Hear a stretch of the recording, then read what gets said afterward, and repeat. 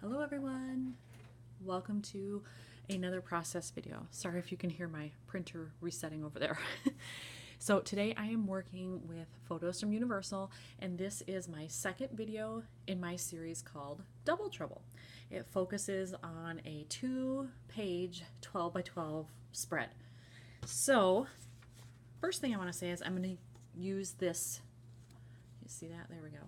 This sketch, I'm going to scrap lift it. This layout is going to have 10 photos. That's a lot. And they don't all need to stay 4x6, definitely. So I'm going to try to use this at least as my base and then cut my photos accordingly. I haven't done that yet. I do know that I have 4 horizontal, 6 vertical. I do think I can make that work here because I have several of these that, like, look at this one. I can crop that. That doesn't need to be a 4x6. So I think I can make this design work. I will not be doing the flowers. It doesn't fit with my theme, but I may replace those with something else. But I like that it's got pattern paper up here and down here. Now here it shows them as different. I'm going to use the same pattern paper, which is, get ready for this, this one.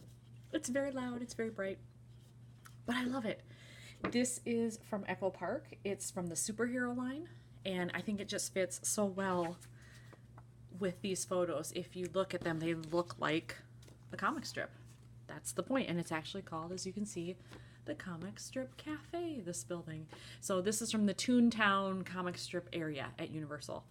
Now, given the busyness of this paper, I think I'm going to just do a white cardstock background so that this gets the focus, and then the photos, of course. Now, I'm a little worried about how it's going to look when it's up against this, so I may end up having to matte with something too, just to make sure the photos don't get lost. But I'm going to at least start the process with what I have and see what happens. So here I have it all laid out, and I stuck pretty closely to what it showed here. All of the measurements on this side, I believe, are exact to what it shows. On this side, I had to get a little creative and mix things up due to the orientation of the photos I had, and I wanted to switch the journaling area a little bit. So actually, if we focus on this right side here, you'll see I actually managed to fit in 2 cards here. This was a 3x4 card. I cut it so that it would fit here. And then this 3x4 card, I kept the same. So you can kind of see that's a little bit different than what it shows here. It only showed one journal area here and no other spots for things like this. So I switched that up a little bit, which is just fine by me. I'm happy with that. Now I have to figure out, it shows here, this is where the pattern paper is going to go, and a title, which is fine. I am going to do that with that superhero paper I have. But on this side, it shows just, you know, a strip here where these photos will sit on top of that. I haven't picked that out yet. I have to look at my colors. I'm thinking possibly green, because I do have it in several spaces here, but it doesn't totally jump out at you. And then I also noticed this was the only purple I had in all the photos, really. So that's why I chose this card, so that at least it would balance out that purple. So here it is with pictures all cut. The left side's slightly cut off here from view, but it's there. This is where those 2 photos will go after they're mounted on another colored piece of paper. And I'm a little nervous.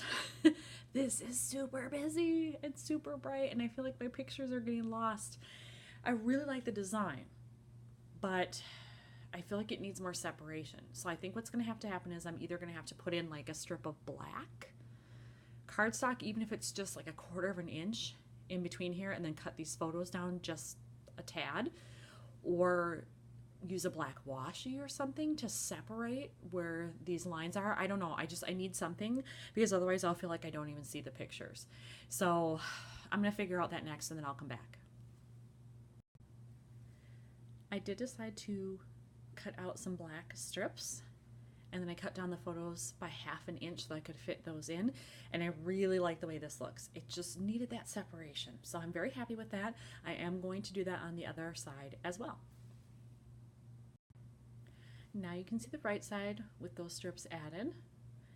I love it. So much happier with that. So now that I know it's going to work, I'm going to glue all that down, and I will come back when I figure out when that's done, and then when I figure out what color I'm going to use for the strip on this side.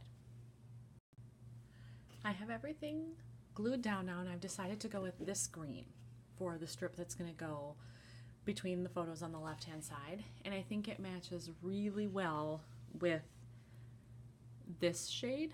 Not so much the lighter one, but this one I think it's pretty much perfect. So I'm going with that one. Before I glue this down, I did decide to ink around the edges, and I went black. That's not something I would normally do. It's very, very rare that I would use black ink to outline anything, but in this case I think it needs it because I've got those black strips and there are black and white lines here between these little icon things.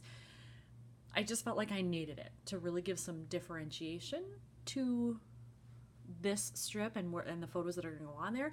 So I hope that it looks good when I put it down because I don't normally do black, but cross your fingers. Now everything is adhered onto the paper. I'm happy with the way this looks. And then I found these in my stash. They are little glitter acrylic pieces. I believe these are from Stampin' Up. And the pink doesn't match, but the yellow, the green, and the blue do. So I think I'm just going to place some around the page to add a little bling to it and maybe draw the eye away from the crazy busyness of all this. So that's my next step. I did add on those glitter acrylic pieces. I have a yellow one here, a blue one here, and a green one here. And I think because this is so incredibly busy that I'm not going to add anything else. I'll do my journaling later, but I think the bling is enough because if I start adding brads or sequins or anything, it's just going to put this over the top.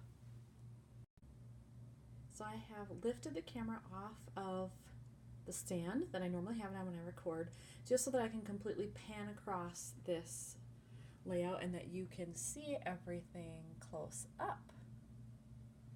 So there we go, we're looking at the left side here. There's a little bit better shot of that glittery acrylic piece that I added.